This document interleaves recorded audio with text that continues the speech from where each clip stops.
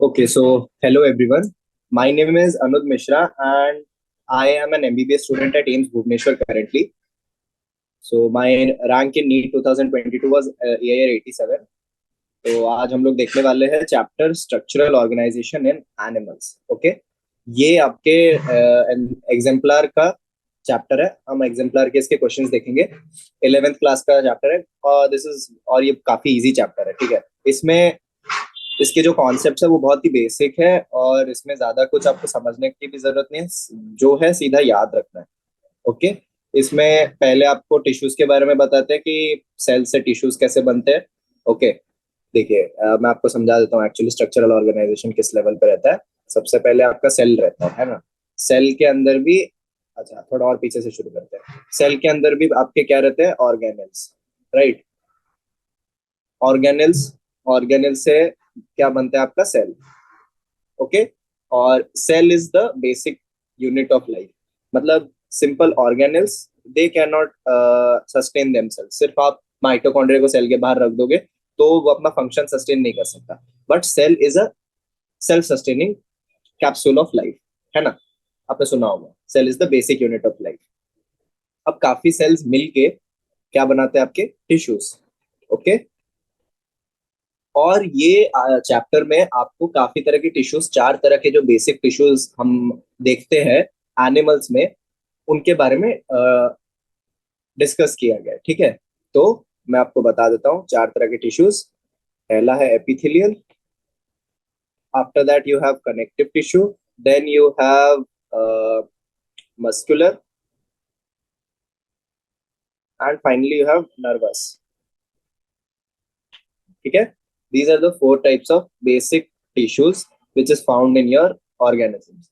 फिर इनके भी कुछ कुछ सब क्लासेस होते हैं। एपिथेलियल टिश्यू के खुद के सब क्लासेस रहेंगे, जैसे कि सिंपल एपिथेलियम हो गया, कंपाउंड एपिथेलियम, ट्रांजिशनल एपिथेलियम। फिर सिंपल एपिथेलियम में भी simple squamous, simple cuboidal, simple, ये सब रहता है। ठीक है, सिमिलरली कनेक्टिव टिश्यू का भी डेंस कनेक्टिव, लूज कनेक्टिव वगैरह वगैरह।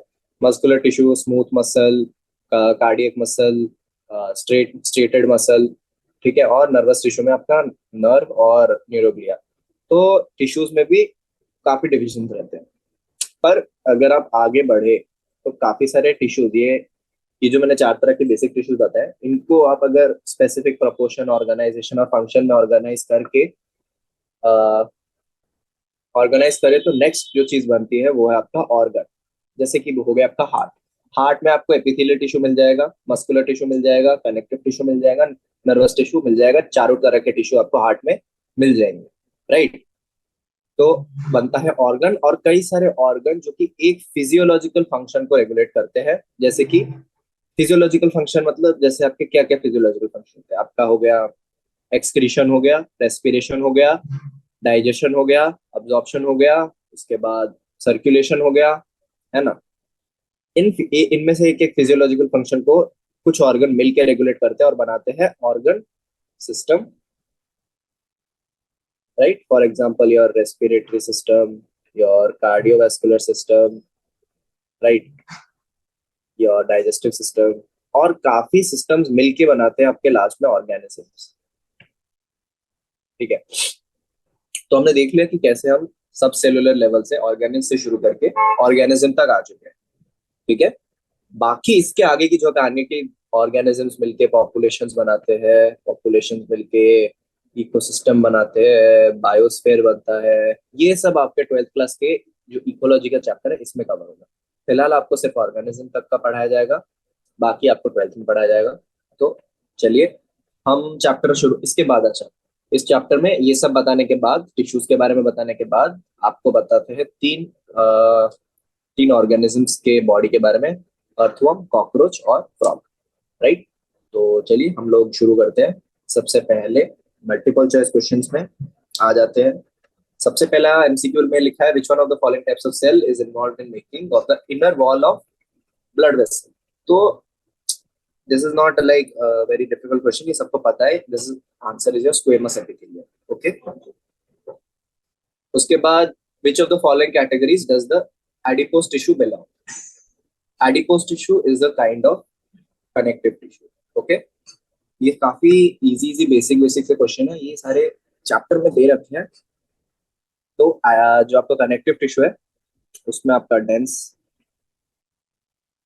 Loose, special. डेंस, लूज और स्पेशल। स्पेशल में आपका आता है एडिपोज, कार्टिलेज और बोन। ओके, तो पता चल गया आपको adipose is a kind of special connective tissue, right. Let's move on. Question 3, which of the following is not a connective tissue? Bone, cartilage, blood and muscles. अच्छा, I missed one special connective tissue. It is a blood. Blood is also a connective tissue. But you know muscles. Muscles is a different kind of tissue. हमने पढ़ा था 4 तरह के tissue: epithelial, connective, muscular और nervous. So muscle is not a connective tissue. It is a different kind of tissue. Okay? तो muscles को हमने select कर दिया है। थर्ड क्वेश्चन भी हमारा इसके साथ सॉल्व हो गया। Next, fourth question says setae help in locomotion in earthworm but are not uniformly present in all the segments. setae क्या होता है? जैसे ये आपका अर्थवर्म मैं बना रहा हूँ, ये अर्थवर्म बना दे, ठीक है, ये अर्थवर्म की बॉडी हो गई। तो अर्थवर्म की बॉडी में एकदम छोटे छोटे छोटे छोटे छोटे छोटे छोटे छोटे छोटे छोटे हेयर होते हैं उसके नीचे, मतलब वेंट्रल सरफेस पे, right. This is the dorsal surface, this is the ventral. ये देखिए आप, वेंट्रल सरफेस पे आपके जो सीटे है वो भी आ चुके हैं। तो ये सीटों का काम क्या है? ये सीटें जो है they help in locomotion. Okay, they help in locomotion. ये ऐसे छोटे छोटे पैर की तरह अर्थवर्म को रेंगने में हेल्प करते हैं, ठीक है। But the setae are not present in all the segments, ठीक है। तो किन किन सेगमेंट में नहीं होते? फर्स्ट सेगमेंट में नहीं रहते, क्लाइटेलम पे नहीं रहते और लास्ट सेगमेंट्स में नहीं रहते, ठीक है। तो आपका फर्स्ट सेगमेंट पे सीट एब्सेंट है, क्लाइटेलम पे सीट एब्सेंट है और लास्ट सेगमेंट पे सीट एब्सेंट है। तो आपका आंसर हो गया 20 to 22 सेगमेंट पे you will find your seat. ये भी एनसीईआरटी का डायरेक्ट लाइन था वैसे, यू हैव टू रिमेंबर। अगर आपको याद होगा then you can easily answer. Okay, fifth question पे आते हैं। Which of the following statement is true for a cockroach? number of ovarioles in each ovary is 10. This is not true, right? Larval stage is called caterpillar. Cockroach में caterpillar नहीं मिलता. This is also not true. Anal styles are absent in females. This is like not true for cockroach. Similarly, fourth is they are ureotelic. Okay, ये मिल गया हमको correct answer. All other are wrong. Okay, anal styles females में present रहते हैं, larval stage caterpillar नहीं कहते, cockroach का larval stage को nymph कहते हैं, ठीक है। caterpillar नहीं कहते। Number of ovarioles in each ovary are 10. This is also wrong. Okay. So fifth question we have solved. Let's move on to the sixth question. Match the following and choose the correct. Match करना है। सबसे पहला दिया adipose tissue, stratified epithelium, hyaline cartilage and fluid connective tissue. तो सबसे easy कौन सा? Fluid connective tissue तो हो गया भाई ब्लड। ओके, डी का हो गया ट्रू। दो ऑप्शन मिल गए, तो दो ऑप्शन आपने ले लिए, दो ऑप्शन एलिमिनेट कर दिए। फिर आगे बढ़ते हैं। एडिपोज टिश्यू को भी आप इजीली फैट स्टोरेज के साथ लिंक कर सकते हो। ए का हो गया 4। तो हमको आंसर तो मिल गया है, पर जरा हम लोग बाकी का भी चेक कर लेते हैं, ठीक है। फॉर एग्जाम्पल स्ट्रैटिफाइड एपिथेलियम कहाँ मिलता है? आपका स्किन पे मिलता है। And hyaline cartilage is generally found in the nasal septum. तो आपका जो नोज का सेप्टम है, ठीक है, आपके जो नोज के दो चेम्बर है, राइट लेफ्ट दो चेम्बर रहता है, उसके बीच में एक सेप्टम रहता है। वो septum it is made up of your hyaline cartilage. But आपका जो टिप ऑफ द नोज है, ठीक है, जिसको आप ऐसे ऐसे कर सकते हो, ये हाइलिन कार्टिलेज का नहीं बना होता। तो बेसिकली करेक्ट टर्म क्या है? नेजल सेप्टम जो है it is of hyaline cartilage, but tip of nose is made up of elastic का। ठीक है, याद रखिएगा, जो tip of nose, tip of year का ये वाला पार्ट, ये सब इलास्टिक कार्टिलेज से बने रहते हैं, बट अंदर जो सेप्टम रहता है that is hyaline cartilage. Okay, this you should remember always. Next question, match the following. फिर से आ गया हर्मेफ्रोडाइट। हर्मेफ्रोडाइट मतलब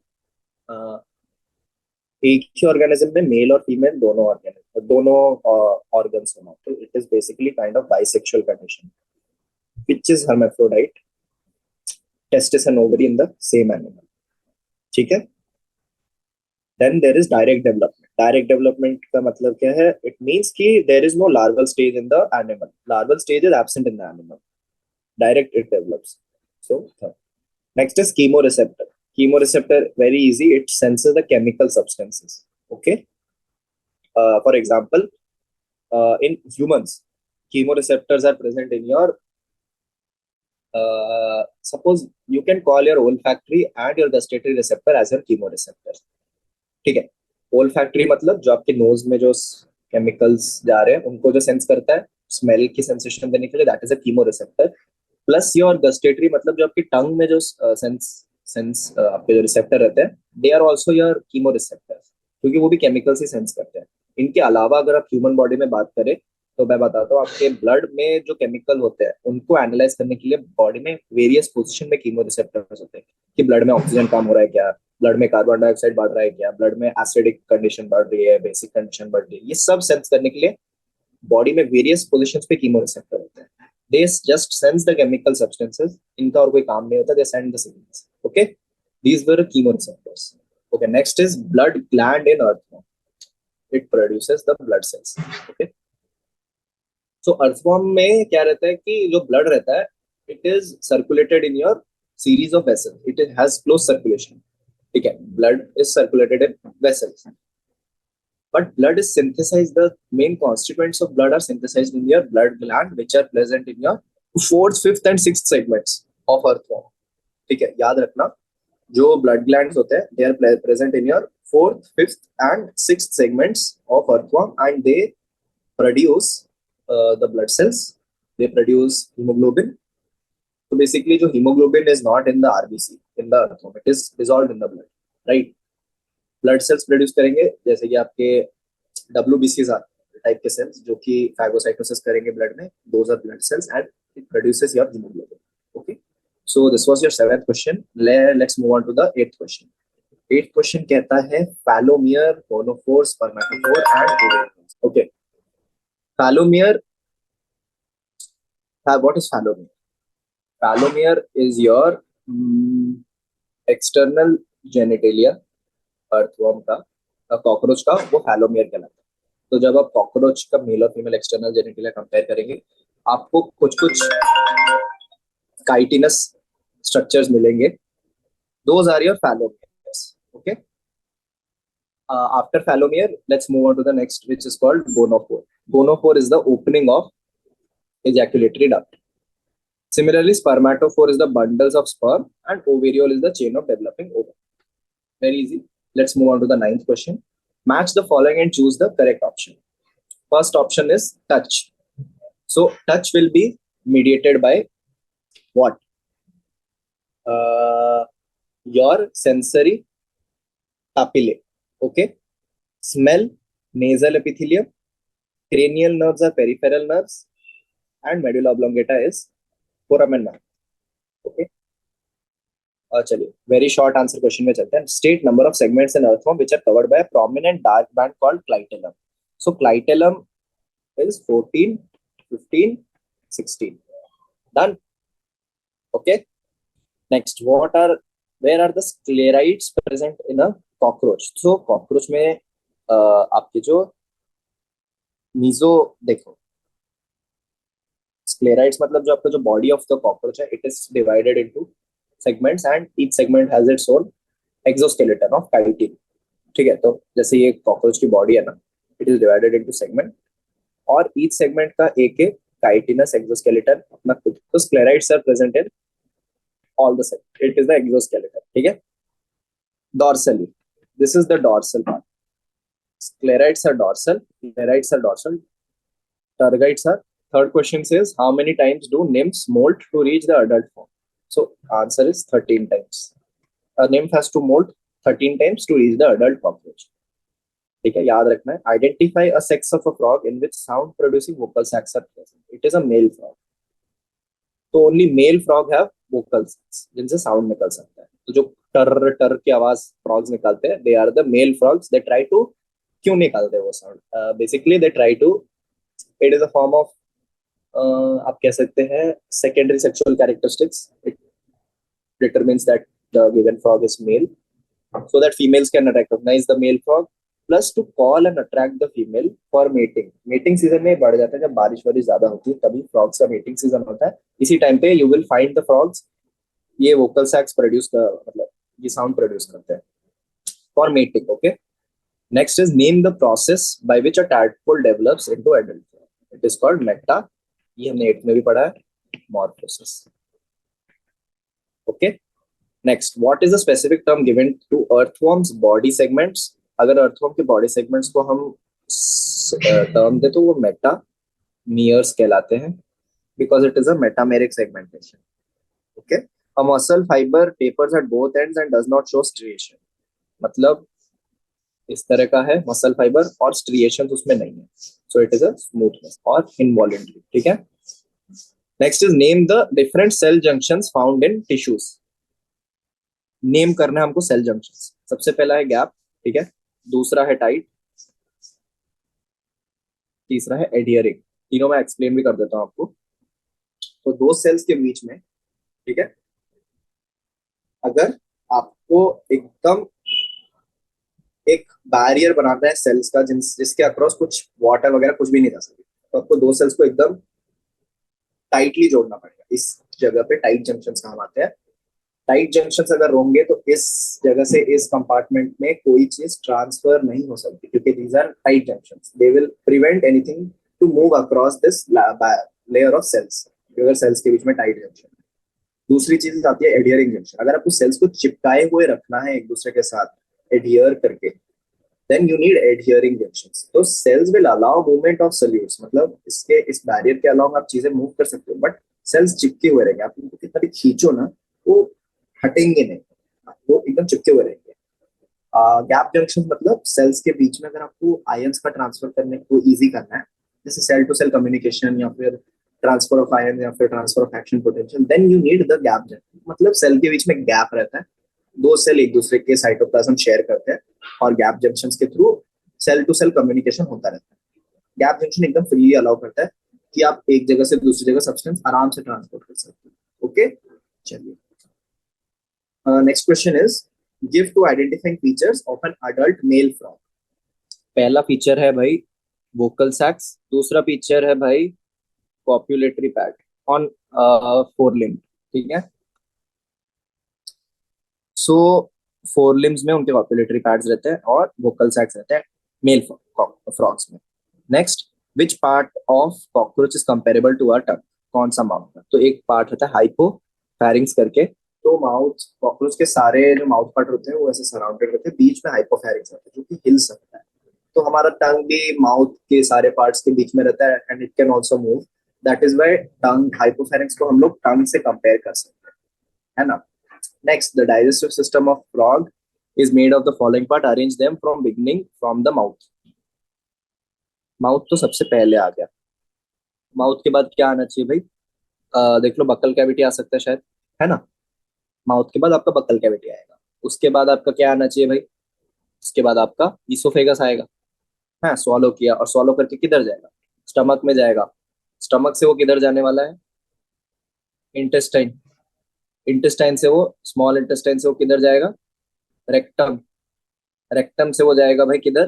क्लोएका. यहाँ पे रेक्टम से एनस नहीं जाता, एनस एब्सेंट होता है फ्रॉग में, हमको पता है. क्लोएका होता है, क्लोएका में आपका जेनेटो यूरिनरी सिस्टम और डाइजेस्टिव सिस्टम के सारे सिक्रेशंस रिलीज होते हैं. मतलब आपके स्पर्म हो गए, एग हो गए, या फिर आपका यूरिन हो गया, या फिर आपका फीसिस हो गया, सब क्लोएका से रिलीज होगा.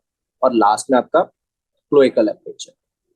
ठीक है, right. Let's move on. What is the difference between cutaneous and pulmonary respiration? Cutaneous respiration is through skin, पहला difference, और pulmonary respiration is through lungs. Cutaneous respiration requires water. Pulmonary respiration, no water. Cutaneous respiration is found in aquatic condition. Pulmonary respiration is found in land condition. तो हो गए आपके तीन difference, major difference हमने बता दिए. आगे बढ़ते हैं. Special Venus connection between liver and intestine. between kidney and intestine is found in frog. चलो, venous connection मतलब पोर्टल सिस्टम की बात कर, मतलब एक आर्टरी आई, उसने एक ऑर्गन को ब्लड दिया, ठीक है, ठीक है, और उसके बाद होना क्या चाहिए था, वेन को ब्लड ले देना चाहिए था, ठीक है, उस ऑर्गन से वेन ब्लड ले लिया, पर उस ऑर्गन से एक स्पेशल वेन आया जो वेन एक और ऑर्गन में जाके एंड हुआ, instead of going to the heart. Veins actually क्या हार्ट में जाके एंड होते हैं ना, but this special vein, it is called a portal vein, it will not end in heart, it will end in another organ, जहां से एक और वेन जाके आपके हार्ट में एंड होगा। तो ये वाला जो सिस्टम है जो दो ऑर्गन्स के बीच में चल रहा है, इसको कहते हैं पोर्टल सिस्टम। ठीक है, पोर्टल सिस्टम मैंने आपको एक्सप्लेन किया है, याद रखिएगा इसको। फ्रॉग में दो तरह के पोर्टल सिस्टम मिलते हैं, लीवर और इंटेस्टाइन के बीच में हेपेटिक पोर्टल सिस्टम, और किडनी और इंटेस्टाइन के बीच में रीनल पोर्टल सिस्टम। ठीक है, दो तरह के पोर्टल सिस्टम हमने एक्सप्लेन कर दिए फ्रॉग के। चलिए आते हैं शॉर्ट आंसर क्वेश्चन पे। Give the location of hepatic caeca in cockroach. So hepatic caeca is at the junction of your foregut and midgut. What is the function? Function is secretion of digestive juices. ठीक है, hepatic cica। चलिए, frogs are beneficial for mankind. Justify this statement. तो आजकल तो हमको frogs इतने दिखते नहीं है, बट एक्चुअली पहले आपके जो गांव में जाएंगे ना, तो आपको इवन आप पेरिफेरल जगह में आएंगे जहाँ पे थोड़ा पेड़ पौधे ज्यादा है, जहाँ पे थोड़ा मतलब नॉर्मल गाड़ी गलूज कम चलता है, ऐसे बड़े बड़े कॉलेजेस जैसे हमारे कॉलेज में भी आपको काफी फ्रॉग्स मिल जाएंगे। यहाँ पे काफी हरियाली है इसलिए, और यहाँ पे नॉर्मल ट्रैफिक इतना नहीं रहता कॉलेज के अंदर, सिर्फ बच्चे साइकिलिंग या फिर चल चल के जा रहे होते हैं, तो इसी वजह से आपके जो फ्रॉग्स होते हैं वो यहाँ पे रह मिलते हैं। How are they beneficial for mankind? तो पहली चीज तो फार्मर्स के लिए काफी बेनिफिशियल रहते हैं, क्योंकि जो इंसेक्ट्स और पेस्ट्स रहते हैं फ्रॉग उनको खा लेते हैं। तो जो भी आपके इंसेक्ट वगैरह रहेंगे फ्रॉग्स उनको खा लेंगे, तो वो फार्मर को हेल्प कर रहे हैं बेसिकली। और दूसरा है कि पहला तो ये रह गया कि फार्मर्स को हेल्प कर रहे हैं और regulation in the farm land. दूसरा है कि फूड चेन में भी फ्रॉग्स काफी इंपॉर्टेंट होते हैं। अगर आप फ्रॉग्स को एक्सटेंड करवा देंगे तो बेसिकली आपका जो फूड चेन में काफी सारी चीजें डिसबैलेंस हो जाएंगी, इससे आपको और भी ज्यादा प्रॉब्लम होनी शुरू हो जाती है। उसको टैकल करना हमारे बस की बात नहीं है, ठीक है। और एक काफी छोटी बात है कि फ्रॉग जो होते हैं वो they are beneficial for mankind because we use them in experimentation and all. जो हार्ट टिश्यूज ऑफ फ्रॉग्स और मस्कुलर टिश्यूज ऑफ फ्रॉग्स, इनको हम स्टडी करने में यूज करते हैं। आजकल ये काफी बंद हो गया, मतलब पहले 11th-12th में भी करवाते थे, पर अभी 11th-12th में फ्रॉग्स कटिंग बंद हो गई है। बट आपके कॉकरोच शायद अभी भी कहीं कहीं करवा रहे हैं, but frogs have been stopped. Okay. Next, the body of sponges do not possess tissue level of organization, though it is made of thousands of cells. Comment. So, what is a tissue? Tissue is like many cells which perform a specific function.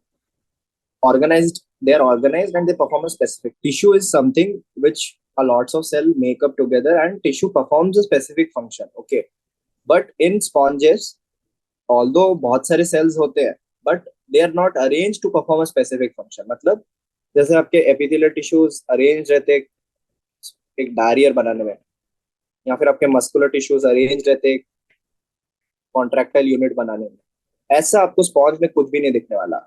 Her cell sponge में अपना खुद का काम कर रहा है। It is not coordinating with other cells. Okay, it no coordination between cells. Okay, no coordination between cells, so it is not a tissue. उसमें tissues absent होते हैं क्योंकि सेल्स कोऑर्डिनेट नहीं कर रहे, सेल्स खुद का फंक्शन खुद कर रहे हैं। हाँ, सारे फिजियोलॉजिकल फंक्शन शो हो रहे हैं, रेस्पिरेशन, एक्सक्रीशन, उसके बाद digestion, but it is done by individual cells, not group of cells. That is why tissue level of organisation is absent in cells, sponges, right. Let's move on. Structural organisation in animals attains different levels as cell organ या फिर organ system level. What is missing in this chain? Mention the significance of such an organization. तो यहाँ पे tissue absent, tissue is missing. but tissue level of organization is like, see, it should be present. It is very important because एक organ form करने के लिए आपको tissues चाहिए. You need, first your cells need to aggregate as tissues to give a specific function, and 4-5 such kind of tissues, different tissues, जिनके अलग अलग function है. मैं बोल रहा था कि सेल्स को पहले खुद ऑर्गेनाइज करके एक तरह का टिश्यू बनाना है जो एक फंक्शन सर्व करे. ऐसे 3-4 टिश्यू टाइप के टिश्यूज जो कि अलग अलग फंक्शन सर्व करें, इनको लेके ही आप एक ऑर्गन बना सकते हो. So without a tissue you cannot make an organ, and without organ you cannot make an organ system. Without organ system you cannot make an organism. So tissue is very important क्योंकि एक आपके जो basic unit of life cell है, इनको organise करने का role tissues का ही है, right. Next is stratified epithelial cells have limited role in secretion, justify their role in our skin.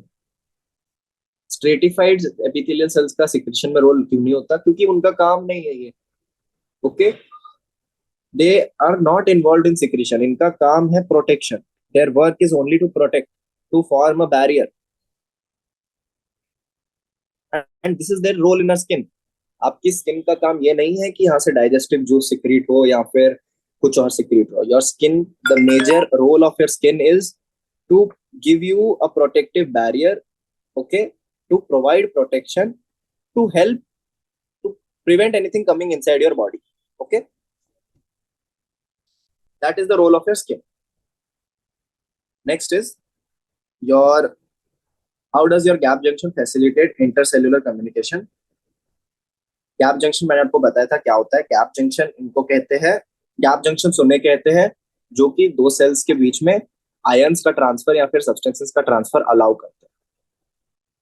ये सेल 1, ये सेल 2, आपको दिख रहा होगा इनके बीच में कनेक्शन बना रखा मैंने. This is a gap junction. They connect the cytoplasm of two cells. They connect the cytoplasm of two cells. That is why they help in intercellular communication. तो एक सेल से दूसरे सेल को कम्युनिकेट करने में आपके गैप जंक्शंस इसीलिए help करते. Next is why are blood, bone, cartilage called connective tissues? Because they have basic structural things of connective tissues. Connective tissues में एक मैट्रिक्स रहता है और सेल्स रहते हैं, and they join and connect different parts. Both these functions are served by blood, bone and cartilage. Cartilage, उसके बाद bone, blood, इनमें एक मैट्रिक्स रहता है. जैसे bone में जो मैट्रिक्स रहता है, it is of calcium. Cartilage में जो मैट्रिक्स रहता है, it is of chondroitin sulfate. Blood में मैट्रिक्स लिक्विड रहता है, प्लाज्मा कहते हैं उसको. And they connect different parts of your body.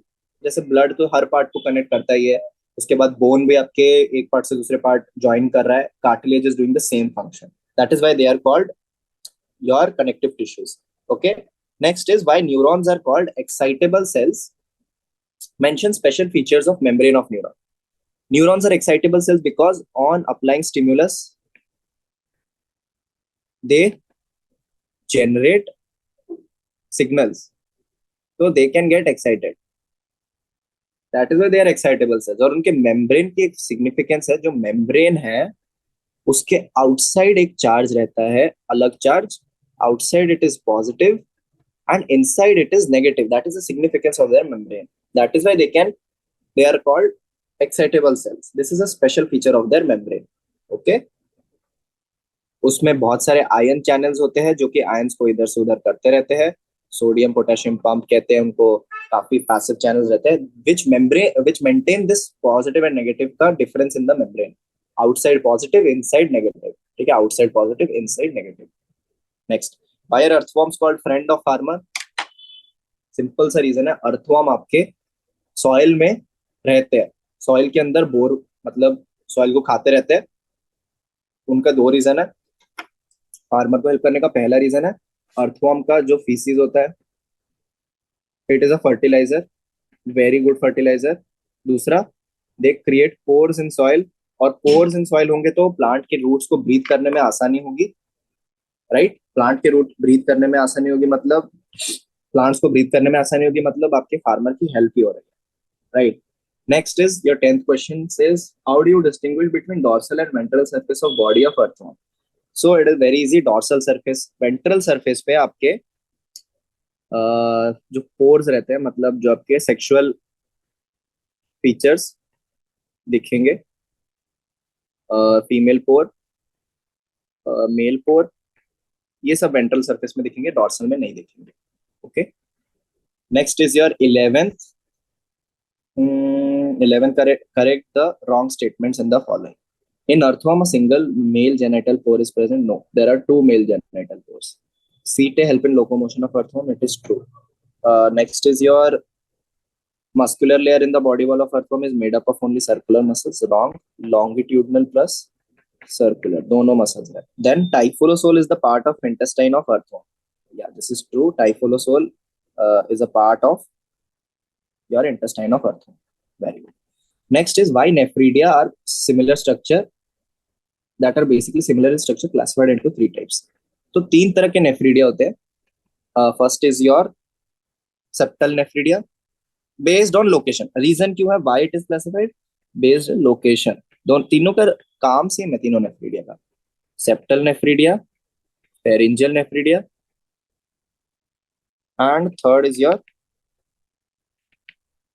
integumentary nephridia. दो सेप्टा के बीच में जो नेफ्रिडिया है, अर्थवर्म का आपको पता है ना, ऐसे ऐसे बॉडी रहता है, इनके बीच में सेप्टा होते हैं. इन सेप्टा में जो नेफ्रिडिया है वो सेप्टल नेफ्रिडिया.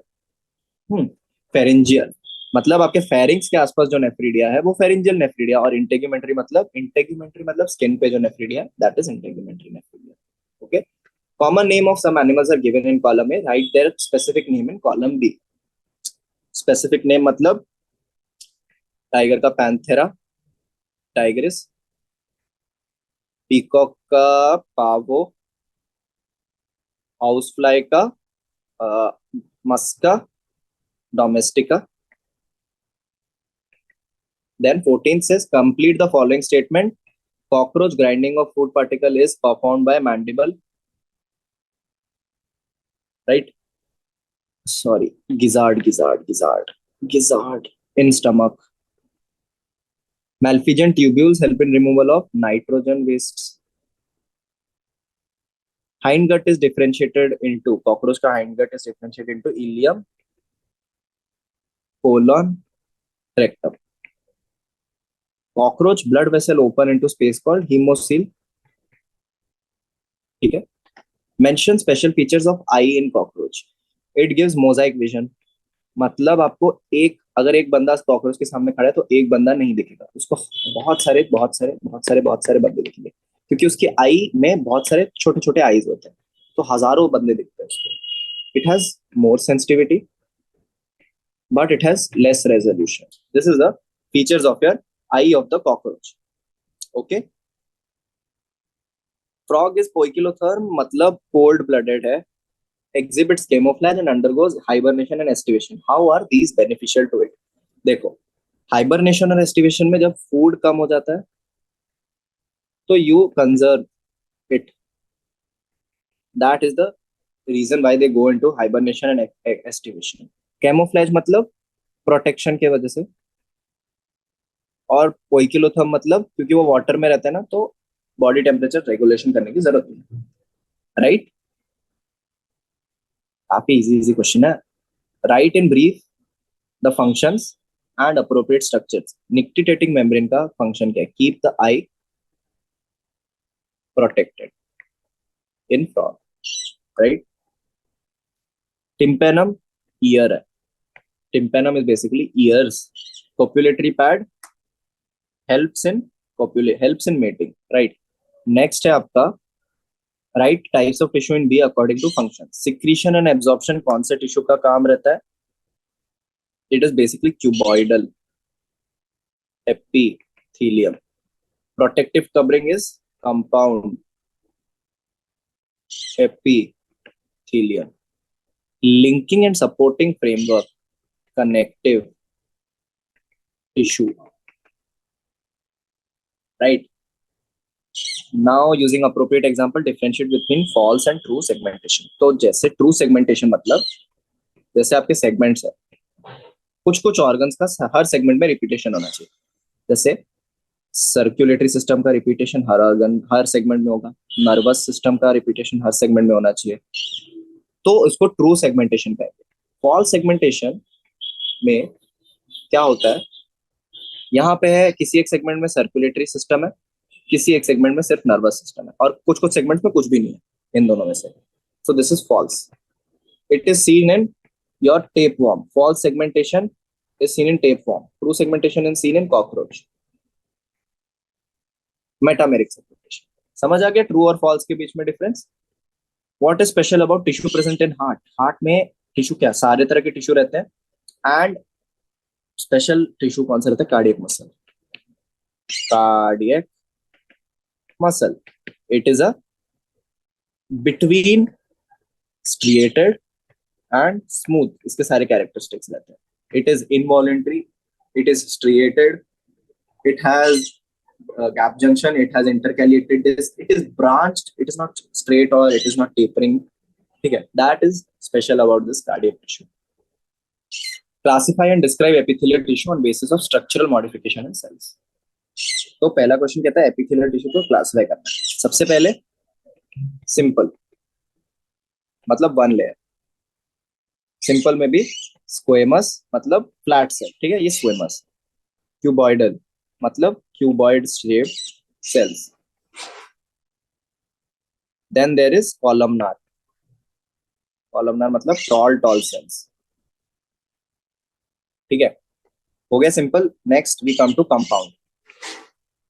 कंपाउंड मतलब मोर देन वन लेयर। तो स्ट्रैटिफाइड स्क्वेमस, स्ट्रैटिफाइड स्क्वेमस में नीचे आपका कॉलमनार लेयर रहेगा सबसे, और उसके ऊपर कुछ कुछ क्यूबॉइड पॉलीगोनल सेल्स रहेंगे, और सबसे ऊपर आपका स्क्वेमस लेयर रहेगा। इसके भी दो टाइप होते हैं, केराटिनाइज्ड और नॉन केराटिनाइज्ड। अगर इसके ऊपर एक केराटिन की लेयर है तो इट इज केराटिनाइज्ड, वरना फिर नॉन केराटिनाइज्ड, ठीक है? So this was your epithelium. Next write down the common features of connective tissue. So connective tissue का कॉमन फीचर्स क्या है? They connect, they have a matrix, they have cells, ये common features है। On the basis of structure and function different between bone and cartilage. Bone, cartilage, bones are hard, cartilage are soft. Bones are they have calcium is more, calcium इसमें less रहता है। Matrix is proteinaceous, matrix is basically carbohydrate, मतलब mucopolysaccharide का matrix रहता है क्या आपके cartilage में। It can grow bidirectionally, it has unidirectionally. Lastly, it has its own blood supply, bone में और कार्टिलेज में no blood supply. This was your second question. Comment upon gametic exchange of earthworm. तो earthworm में क्या रहता है? सबसे पहले मेल ऑर्गन रहता है, देन फीमेल ऑर्गन रहता है। ये उसका हेड है, ठीक है, मैंने यहाँ पे दो डॉट बना दिए। तो क्या होगा, एक अर्थवर्म इस तरह से आएगा, एक अर्थवर्म इस तरह से आएगा, इस तरह से, इस तरह से उल्टा। तो इसका मेल इसके फीमेल के सामने होगा, और इसका फीमेल इसके मेल के सामने होगा, राइट? तो एक्सचेंज हो जाएगा।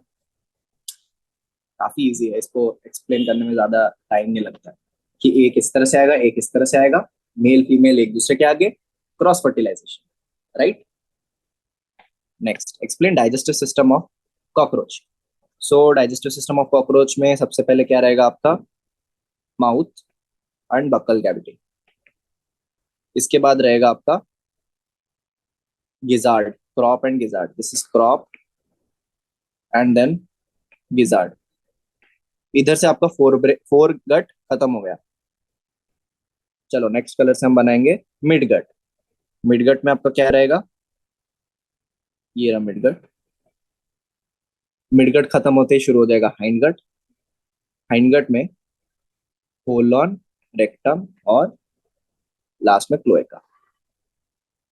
Four gut, hind gut and mid gut. Fore gut और मिड गट के बीच में आप करेंगे हेपेटिक सीके, और मिड गट और हाइंड गट के बीच में आप करेंगे Malpighian tubules. Okay, so this was your cockroach का labelled sketch. Next, male reproductive system of frog. तो फ्रॉग का मेल रिप्रोडक्टिव सिस्टम किस तरह से रहता है? आपके किडनी किडनी बनाएंगे सबसे पहले, ठीक है. किडनी के ऊपर आपका टेस्टिस रहेगा, ठीक है. टेस्टिस से वासा इफ्रेंशिया निकलेगा, ये है आपका टेस्टिस, ये है वासा इफ्रेंशिया. और वासा इफ्रेंशिया आके आपका यूरोजेनाइटल डक्ट बनता है, ठीक है, जिसमें आपका यूरिन भी रहता है और स्पर्म भी रहता है. ये ब्लैडर में जाके एम्प्टी होगा and it will go into cloaca, right. So this was your male reproductive system of a frog. Okay. Okay, guys. So we have like finished with the chapter. We are done with the chapter, and we go ahead and revise it. एक बार वापस देख लेते क्या क्या था chapter में. Cell, cell से tissue, tissue से ऑर्गन, ऑर्गन से organ system. Alright. And then we saw the multiple choice question. Multiple choice question के बाद शॉर्ट आंसर क्वेश्चन एंड